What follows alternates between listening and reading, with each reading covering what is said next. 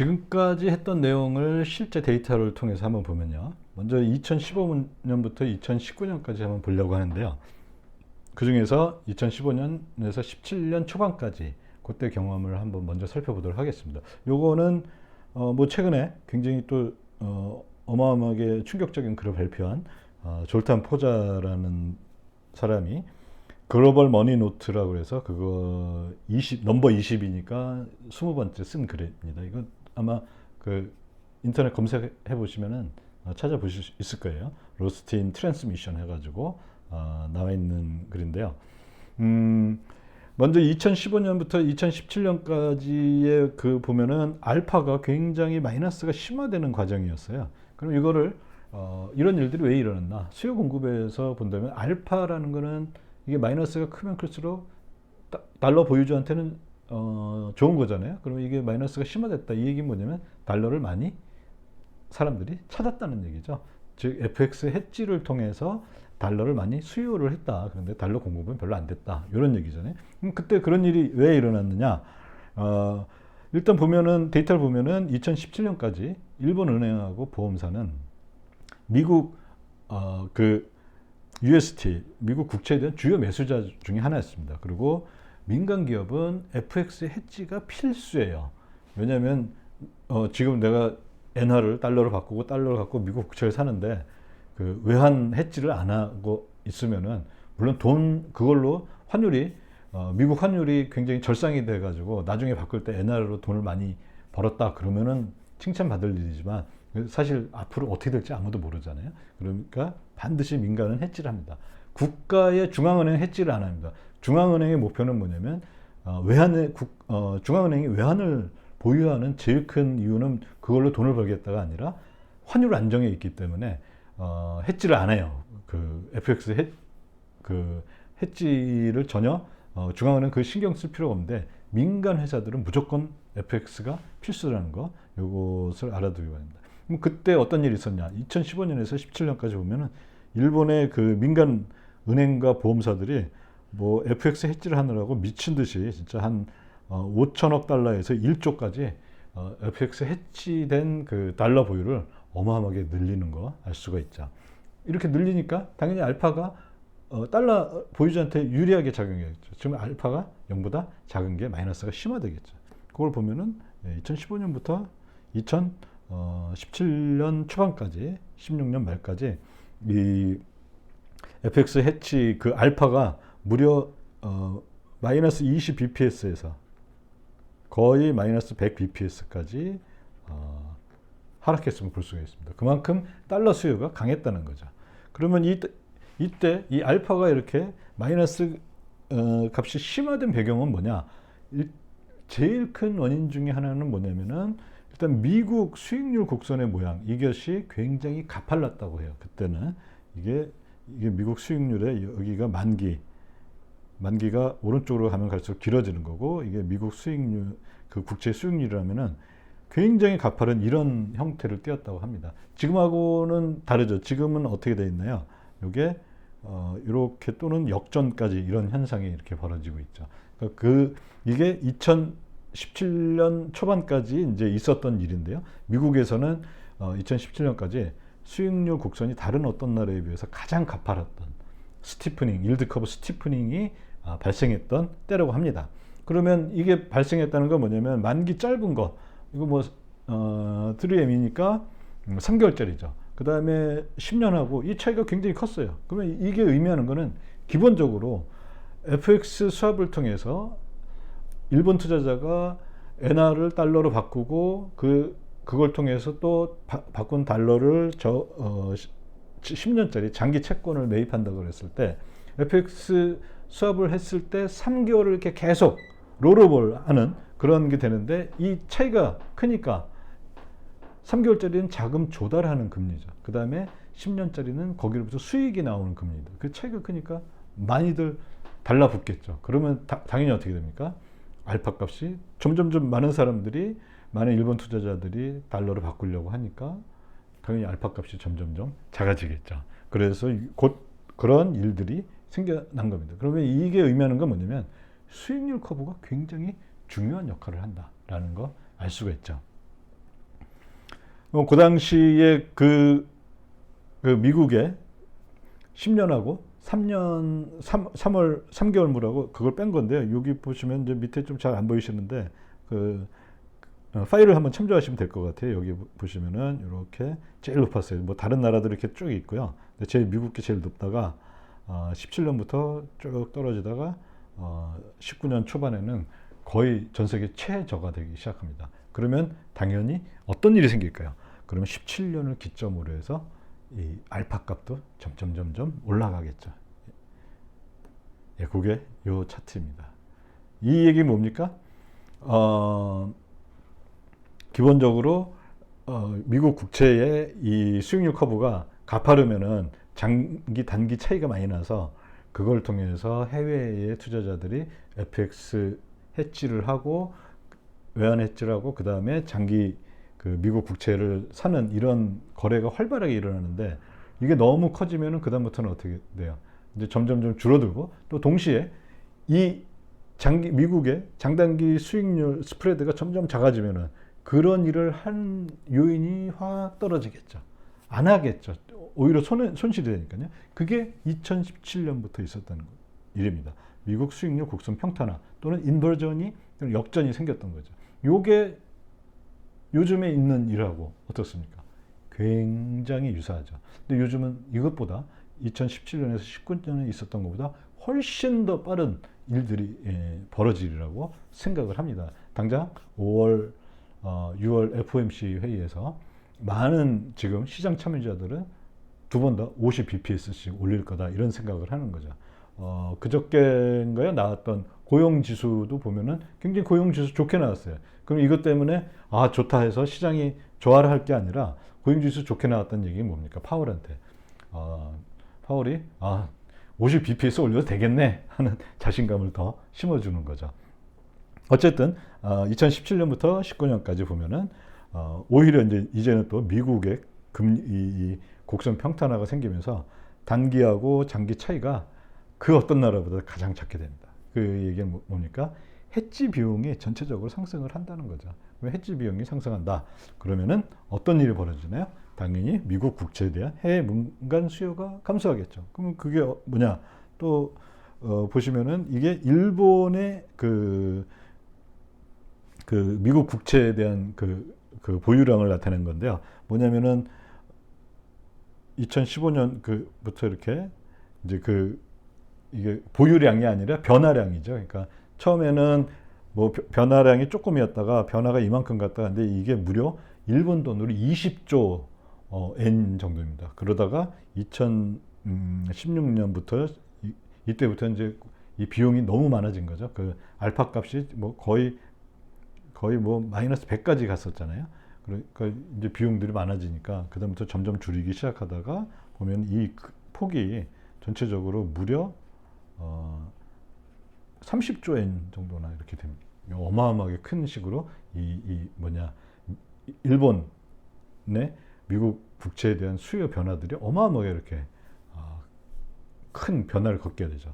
이게 바로 수익률 그 커브의 수익률 곡선의 이 모양 때문에 생기는 그런 일이 아닌가 이렇게 생각합니다. 그 다음에 이제 또 하나 굉장히 중요한 게 있는데요. 뭐가 있냐면은 미국에서 이제 그 재정 적자가 생기면은 재정 적자를 메꾸기 위해서 또는 재정을 쓰기 위해서 뭐를 하냐면은 그 적자를 이제 그 미국 정부가 적자에 대한 것을 보충하기 위해서 채권을 발행하잖아요. 미국 국채를 발행하는데 이전 같으면은 미국 내에서 QE라는 게 있었을 때는 특히 또 그 연준이 상당히 많은 미국 국채를 흡수를 해갔죠.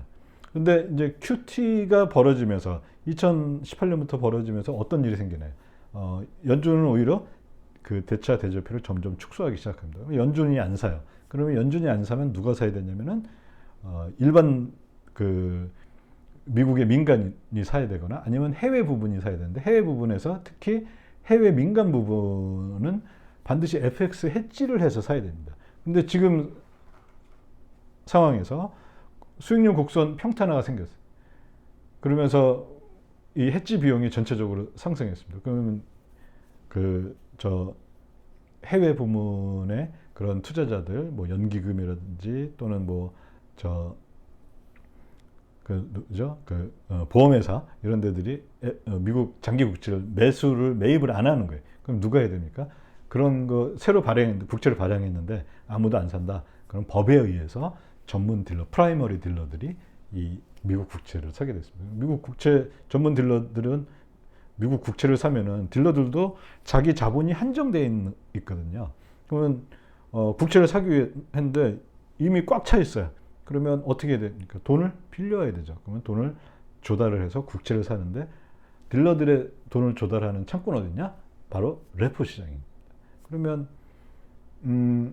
수익률 곡선 평탄에 의해서 해외 투자자들이 미국 국채를 안 사고 있어요.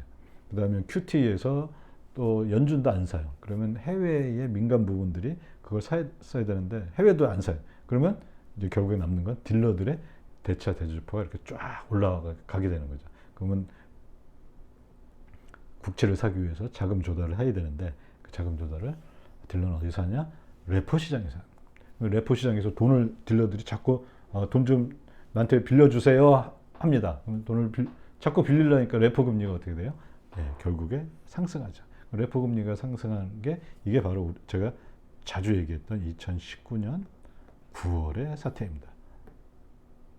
이렇게 보시면은 일단 이게 이제 이 편은 그 그림 10인데요. 2017년 기점으로 해서 딜러의 대차 대주표가 굉장히 확대됨을 알 수 있죠. 그럼 이런 걸 딱 보면은 딜러의 대차 대주표가 확대됐다. 그러면 딜러 이 돈 어디서 마련했지? 딜러가 돈이 무한정 있는 그런 곳은 아니거든요. 그러면 레포 시장에서 했겠네. 그러면 레포 금리가 올라갔겠네. 그래서 그 당시 거를 보면 요거는 자료가 레포 금리 이거 이제 SOFR 현재는 SOFR로 이렇게 불리는데요. 그 금리가 2008년 한 18년 4월부터밖에 없어가지고요. 그걸 한번 봤는데요. 여기 직선으로 돼 있는 거 크게 두 가지 있죠. 녹색하고 보라색으로 돼 있는 거. 녹색은 페드 펀드 타겟 그 목표 금리의 상단입니다. 그다음에 보라색은 하단이고요. 그다음에 여기 있는 파란색 이렇게 보이는 거, 이거는 EFFR 실제 이제 페드 펀드 레이트 금리가 시장에서 이제 그 거래돼 가지고 나온 그 금리를 말하는 건데요. 이 레포 금리가 이때 보면은 이제 이게 이렇게 올라갔다는 얘기가 뭐냐면 계속 금리 인상을 했다는 거죠. 금리 인상하고 2018년부터는 또 저것도 했죠. QT도 했죠. 그러면서 레포 금리들이 슬쩍 이렇게 고개를 딱 들기 시작합니다. 이 밴드 위에서 물론 연준이 이 밴드를 레포 금리까지 설정한 건 아니에요. 그렇지만 거기 안에 있고 싶어 하겠죠. 왜냐하면 둘 다 EFFR이나 레포 금리나 다 굉장히 중요한 단기 금리 중에 하나니까요. 그러다가 이게 언젠가 2019년 1월에 이렇게 아주 굉장히 큰 스파이크 한번 나오고 이런 일이 2019년에 계속 있어요. 이렇게 작은 규모로 계속 있다가 드디어 2019년 9월에 우리가 흔히 말하는 레포 발작 또는 레포 매드니스라는 사건이 이렇게 발생하는 거죠. 그럼 이제 제가 이 얘기들을 이렇게 쭉 길게 했던 이유는요. 이게 뭐냐면은 결국에 보면은 이 수익률 곡선의 모양, 또 FX 스왑, 그 베이시스, 뭐 보통 알파라고 하는 거, 이런 거. 그 다음에 뭐 또 레포 시장. 이런 것들이 다 따로따로 노는 게 아니라는 거예요. 이렇게 다 어떻게 보면 잘 맞물린 일종의 시기의 톱니바퀴처럼 아주 잘 맞물려서 어떤 때는 이 문제가 나타나고 어떨 때는 이 문제가 나타나고 이렇다는 거죠. 그래서 이 수익률 곡선 모양만 보더라도 최근에는 뭐 굉장히 트위터라든지 이 인터넷에서 굉장히 얘기들이 많이 나오는데 뭐 10년, 2년물 역전이 생겼어 뭐 이런 얘기가 나오는데 거기 매몰되지 말고 전체 큰 걸 한번 보시면은 이런 그림 하에서 큰 숲을 보시면은 FX 수합은 어떻고 수익률 곡선은 또 어떻고 레포 시장은 어떻고 이게 하나의 잘 짜여진 시계 톱니바퀴처럼 잘 맞물려서 돌아가고 있다. 이런 느낌을 받으실 수가 있을 것 같습니다. 그래서 그걸 다시 한번 또 정리해 보면요. 2015년에서 17년은 해외 민간 부분이 FX 해지를 통해서 미국의 장기 채권을 매입했던 거고, 이때는 뭐였느냐? 당연히 그 수익률 곡선, 일드 커브 스티프닝이 발생했던 가장 전 세계에서 가장 미국 시장이 좋았고, 그래서 해외의 많은 기관 금융사들의 돈이 이 FX 그 수합 마켓으로 달려들었죠. 그런데 바젤 3 때문에 미국의 금융기관들은 그 FX 수합을 거기도 하고 싶지만 많이 못한 거예요. 그러면서 마이너스 알파가 심화됐다. 즉 병목 현상이 어디에서 생겼습니까? 이때는 FX 수합 마켓에서 생겼다. 이렇게 얘기할 수가 있고요. 그 다음에 2017년에서 19년에 그걸 보면요, 해외 민간 부분에 국채 수요가 감소했어요. 이게 비용이 너무 커졌는데, 그것 중에 제일 거는 뭐냐면 일드 커브가 플래트닝이 되었다, 또는 일드 커브가 인버전이 됐다, 역전이 됐다, 요거죠. 요때 이런 일이 생기니까 당연히 감소하고, 그리고 그거를 그 미국 국채에 대한 수요가 감소하고, 그 감소한 만큼은 누가 그걸 책임졌어요? 미국의 전문 딜러, 프라이머리 딜러가 흡수했고, 그러면서 어떤 일이 생겼다? 이때는 병목 현상이 그 자금 흐름에 있어서 병목 현상이 어디서 나타났냐면 레포 시장 레포 시장에서 금리 상승으로 나타났다. 이렇게 알 수가 있겠죠. 그다음에 뭐 이제 지금까지 했던 걸 쭉 정리하는 건데, 미국 수익률의 곡선 평탄화가 갖고 오는 거는 뭐냐면은, 그 전에는 15년에서 17년까지는 부족한 달러 시대였죠. 즉 뭐냐면 FX 수합 마켓에서 누구나 다 달러를 어떻게 하면 구해볼까 해서 굉장히 알파가 마이너스가 굉장히 심화되는 시장이었는데, 2017년 이후에는 어떤 일이 벌어졌냐면은 그 금리 인상과 QT가 벌어졌을 때는 오히려 달러가 풍부해졌어요. 이 풍부하다는 건 상대적인 개념입니다. 해외에서 더 이상 미국 국채를 수요하지 않으려고 그런 일이 벌어지면서 오히려 문제는 레포 시장에서 발생을 했다. 그래서 수익률 곡선 역전, 요거 뭐 요즘 많이 나온 얘기인데요. 요거를 단순히 수익률 곡선이 역전이 됐다 그러면, 이것을 단순히 앞으로 그러면 얼마 후에 불경기가 오는 거야, 리세션은 얼마 후에 오는 거야, 이거를 맞추는 게임으로 보지 마시고, 이거를 해외 부분의 달러 조달 관점, 또 새로운 관점에서 이렇게 볼 수 있다, 이런 얘기를 하는 거죠. 그러면 원래 전통적으로는 이 수익률 곡선의 역전 그 기준을 뭘로 봤냐면 3개월짜리하고 10년짜리 요거를 갖고 봤어요. 그리고 이 의미는 뭐냐, 보통 달러 조달을 그 FX 수합 마켓에서 3개월 단위로 하고, 그 다음에 장기 뭐 10년을 샀으면은 계속 3개월마다 롤오버 하면서 단기물을 갖고 롤오버를 하는데, 단기물이 그 비용에 해당하는 거잖아요. 그러면 당연히 수익과 비용 차이가 크면 좋은 건데, 요거는 언제 때냐? 알파가 0보다 작았던 시절이죠. 근데 이게 0보다 작았던 시절은 언제냐? 금융기관들이 자기의 그 레버리지를 상당히 자유롭게 늘릴 수 있었던 그런 시기, 즉 2008년 금융위기 이전의 시기였던 거고, 그 이후에는 이게 많이 바뀌었다는 거죠. 그러면 우리는 뭐를 통해서 이걸 봐야 되냐? 그러면은 좀 더 정확하게 본다면은, 이제 졸탄 포저 얘기인데요. 자금 조달 기준으로 봐야 된다, 이거죠. 자금 조달을 어떻게 하냐? 해외 부분은 이걸로 한다. 3개월짜리 FX 수합을 해서 그때 비용이 얼마인지 그걸로 본다. 그러면은 졸탄이 한 얘기는, 그러면 3개월짜리 FX 수합 그 비용하고 10년짜리 이렇게 보면 되지 않겠냐? 이런 걸 제시를 합니다.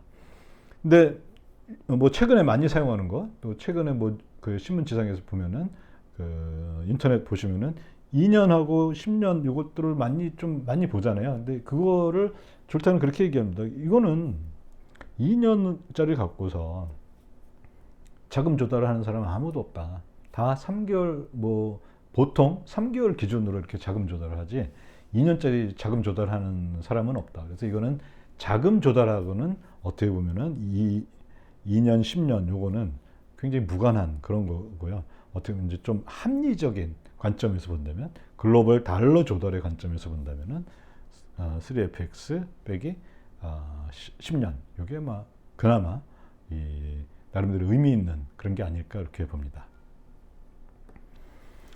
자, 이제 또 마지막으로 이제 최근에 이제 벌어질 일하고 연관해서 지금까지 했던 거를 쭉 이제 종합해 보면은 어떤 일이 있냐면요. 이제 5월부터 아마 큐티를 하게 될 것 같기도 해요. 그러면 큐티라는 게 뭐냐면 우리 이제 흔히 뭘로 알고 있나요? 그 QE의 반대다, 즉 리버스 QE다 이렇게 알 수가 있는데요. 근데 제가 말씀드린 거는 큐티는 단순한 리버스 QE가 아니다라는 겁니다. 물론 대차 대조표만으로 보면은 리버스 그 QE를 반대로 하는 게 맞아요. 그런데 실제 이게 안에서 벌어지는 일들은 굉장히 복잡하고 굉장히 다양한 일들이 벌어지는데요. 먼저 국채 매입의 관점에서 보면요.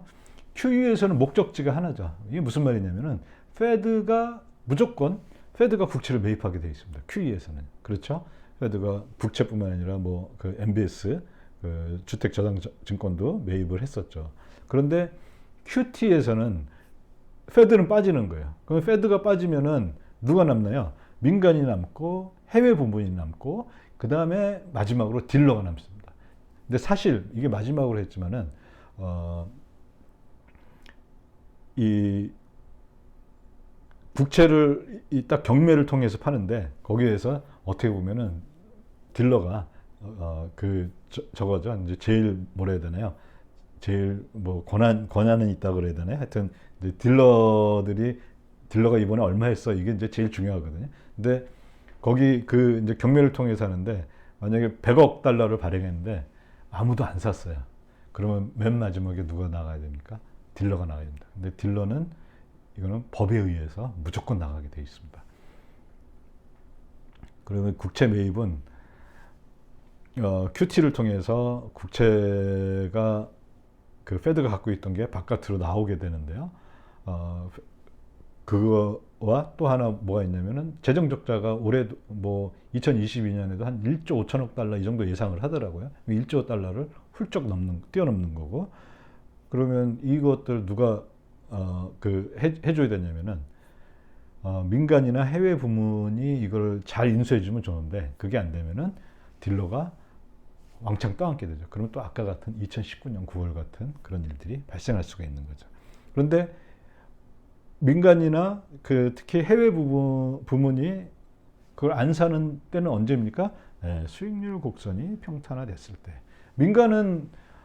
미국의 민간은 수익률 곡선하고는 그렇게 꼭 뭐라 해야 되나요? 아주 큰 해외 부분보다는 좀 적지만 여기도 마찬가지죠. 단기가 더 비싸면은 장기 트레저리 본드라든지 트레저리 노트 1년 이상의 것들 이런 것들을 안 사게 되잖아요. 그런데 마찬가지로 이 수익률 곡선 평탄화가 생기면은 딜러가 이거를 떠안게 될 확률이 매우 높습니다. 그러면 이걸 막기 위해서라도 연준은 어떻게 해야 어떤 거를 유도해야 됩니까? 장기 금리 상승이 필요합니다. 단기 금리는 언제든지 연준의 힘에 의해서 할 수가 있지만 장기 금리 상승이 필요합니다. 그러면 장기 금리 상승을 위해서는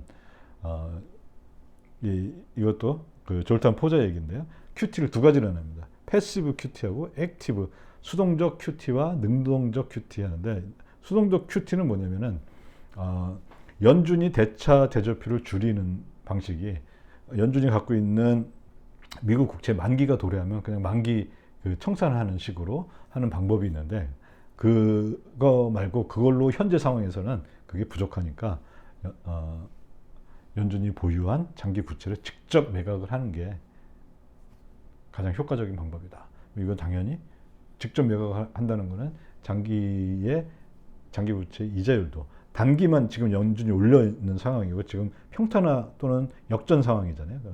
얘를 장기로 올리려면 직접 연준이 보유한 거를 내다 팔아야 된다. 이런 얘기입니다. 그러니까 상당한 고통이 수반이 되겠죠. QT에 대해서 간단한 예상을 하면요.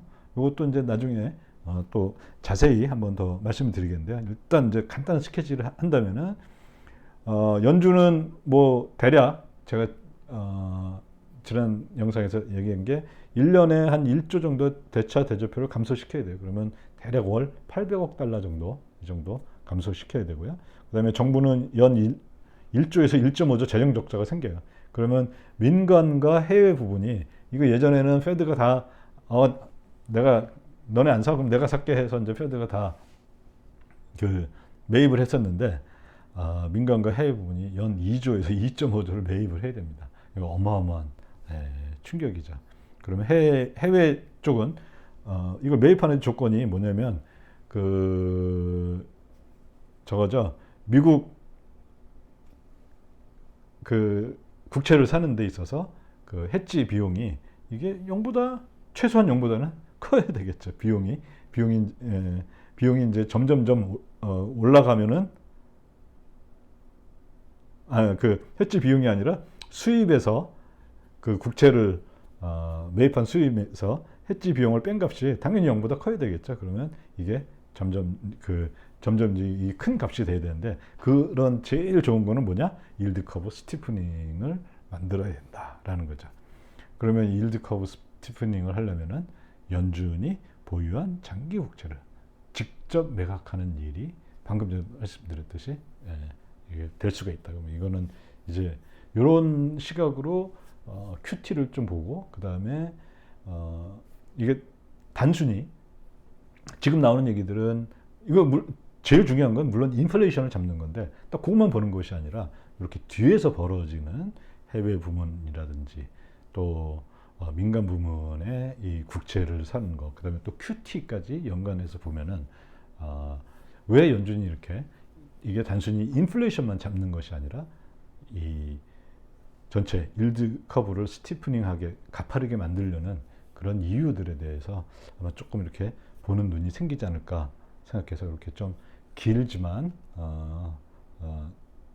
한번 이 전체 내용들을 한번 준비해 봤습니다. 네, 오늘은 여기까지 하고 다음 시간에는 또 이제 QT에 대해서 좀 더 자세하게 한번 살펴볼 예정입니다. 네, 여기까지 들어주셔서 대단히 감사합니다.